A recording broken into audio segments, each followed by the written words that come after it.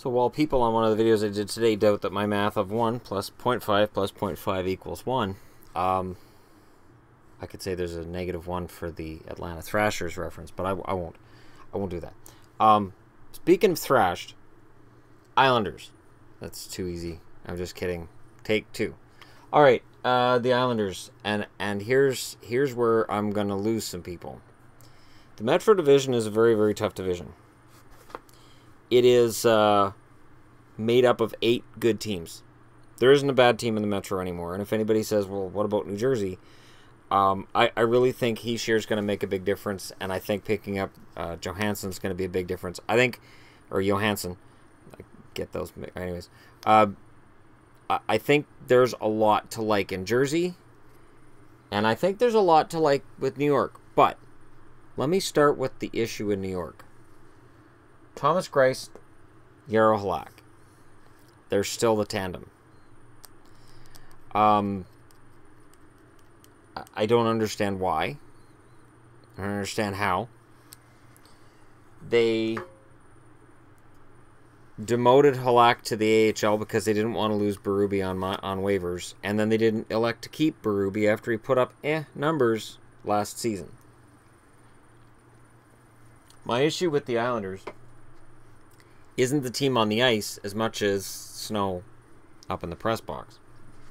Now, there is one huge plus for them right now, and that's Doug Weight, who is not going to appear on any depth chart because he's a coach. And it makes it hard for me to predict this, that I see them as 7th in their division. Because after Doug Weight got there, they got a lot better. The thing is, and I've said this in previous videos, I don't like to look at momentum from last season and use that to make projections of where I think a team's going to finish. Because momentum doesn't necessarily equal results the next year. It's the same as, I've been thinking about doing a video for Colorado fans about Andrighetto.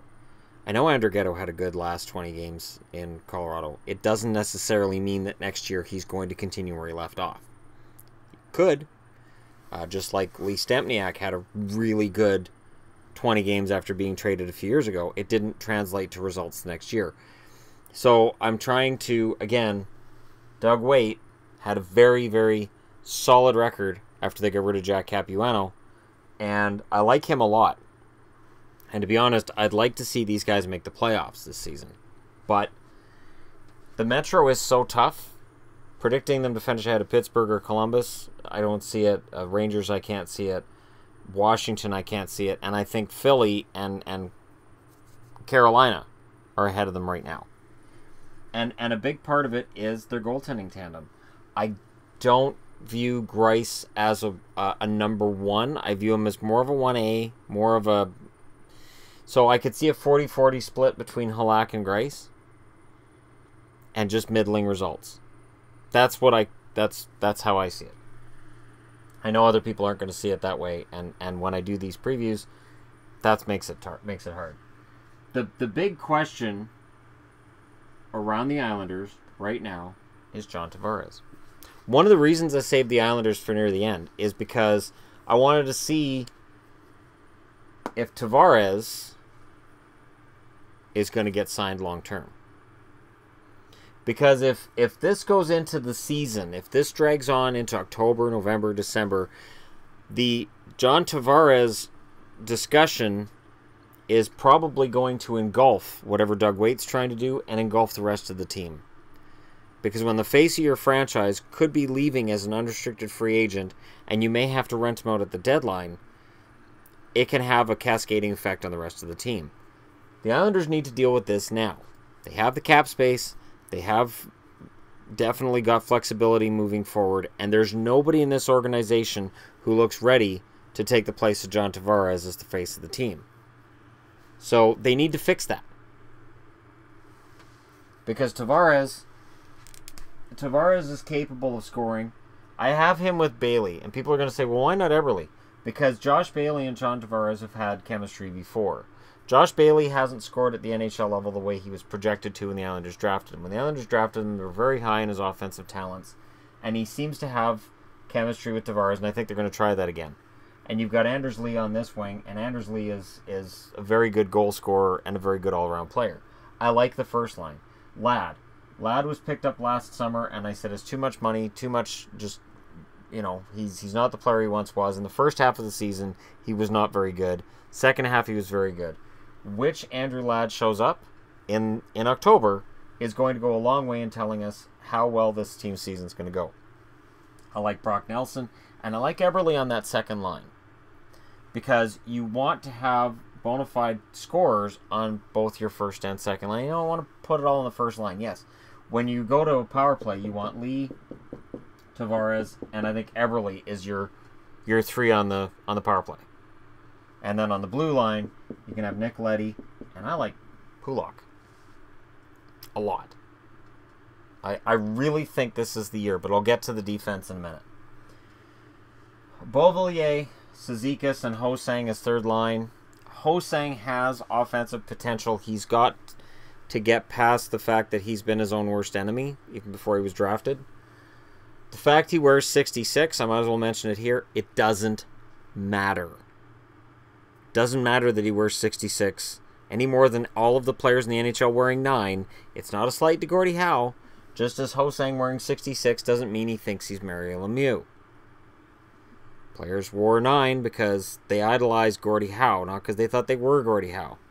I don't care what number Ho-Sang wears as long as he plays well. Jason Chimera's still in the lineup. He's fourth line. Jason Chimera overachieves almost every year now. It's easy to write him off, and that's a bad idea.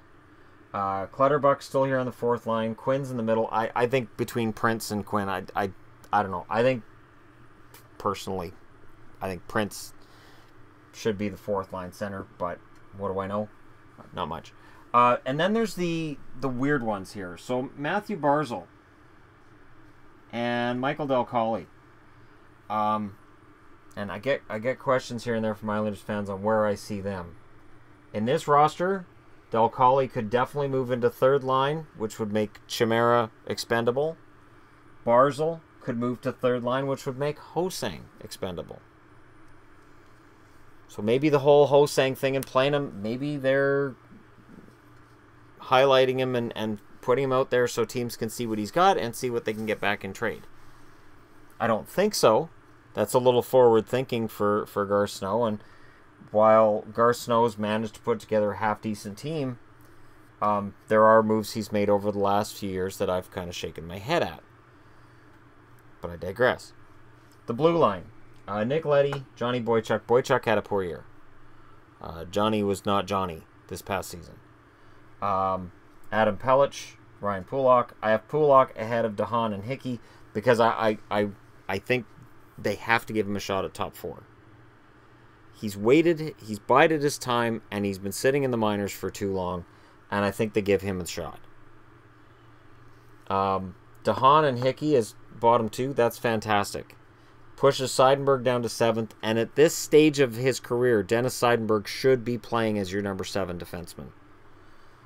He had a good start for the Islanders this season, and then, you know, he's at that stage. He should be coming in as your first replacement in the event of an injury. Scott Mayfield, Seth Helgeson, and Devin Taves is on their chart. But it all comes down to Greiss or Halak. Because again, during the preseason, Halak could play very, very well and be the starter on opening night. And then by the end of October, it's like, well, Halak had a good start, and then it's kind of gone south for him, so now they've gone back to Greiss. And then 2 weeks into November, it could be, okay, Greiss had a bad game, Halak went in, and now Halak's the starter again. You don't want that kind of distraction back there. And to me, it's been goaltending that's been the issue with the Islanders for the last few seasons, and it's still there. There's a lot to like up front. I honestly think that out of this, the Islanders can come up with a top 12 forwards that's one of the best in the East. Their blue line, I like Leddy. I think it's lacking in really top-tier talent, but there's depth there, and I don't think it necessarily hurts them from game to game. Goaltending's a question mark, and when you've got a question mark in this division, you drop fast. I know the Islanders were only a point out of the playoffs. I know they went on a great run towards the end of the year, and I know Doug Weight was the leader of that. And that's why he's on the board, because he's a huge plus. Doug Weight's enthusiasm, his desire to do the job, and the fact that he seems to be capable of getting the most out of his players absolutely makes them competitive. In today's day and age, nobody finishes below 500 other than Vancouver and Colorado and probably Detroit. But this situation has to get cleared up. Has to. The Islanders cannot move forward with this situation. And I don't know what the holdup is. I don't know if it's that Snow hasn't taken this seriously and he's just not worrying about it. He's going, well, it's next summer. If Tavares is saying, it's next summer, I'm not worried about it. Or if it's a matter of them sitting down negotiating and Tavares wanting more money than the Islanders want to spend, or maybe the Islanders are lowballing it right off the bat, because that happens in negotiations where a team will say, we're willing to give you $8 million when you know the guy's worth 10. But when you look at the amount of money that Ryan Johansson just got out of Nashville, you cannot argue that Tavares is not worth $10 million now. You can't. Because if Ryan Johansson's worth $8 million a year to Nashville, then Tavares is worth $10 million a year to the Islanders. He is absolutely worth $10 million a year to the Islanders. The $10 million a year argument no longer is an issue. He's worth it. It's just a matter of whether or not the Islanders are going to pay it. And again, that's why I held this review off for later. People are going to say, oh, you hate the Islanders. No, the Islanders for me are in that mushy middle. I'm pretty indifferent on the Islanders. I'd like to see them make the playoffs just because, I'm a guy from the 80s, and I remember when this was a logo that meant something, and this was a team that was feared, and it had Bossy and Trottier and Potvin and Smith and Bob Nystrom scoring big goals and Anders Kaller on the wing, and you had Clark Gillies terrorizing everybody, and it was a really good team. It was a dynasty that won 19 series in a row. And now, middling team, and their one franchise player could leave. And a projected 7th place finish. So that's the issue in my eyes. That the Islanders have pieces and parts to like. But are the sum of those parts enough to get them into the playoffs? Maybe. When I look at the teams on that chart, yes, they could pass Philly, they could pass Carolina, and they could pass Washington because of Doug Weight. If Doug Weight coaches them to the kind of results that he had when he took over, absolutely, they could finish 4th in the Metro. But there's too much uncertainty here for me to project them higher than 7th right now. So you guys can let me know what you think. And again, this isn't a hating on the Islanders thing. This is just looking at the team where it's at. The things that are going on here, whether it's the uncertainty with Tavares, the questions about whether Barzal and Del Colli are ready. Del Colli should be ready. Considering he was drafted 3 years ago, he should be ready now. And can Ladd have the kind of season that he had in the second half? Or is the Ladd we saw in the first half, is that the real guy? And which goalie can play for a full season and play well? If they're going to make the playoffs, that's what's out there. They need to solve these issues, answer these questions. And thank you for watching. Hit like and subscribe if you're browsing your way through. And I'll talk to you guys again soon.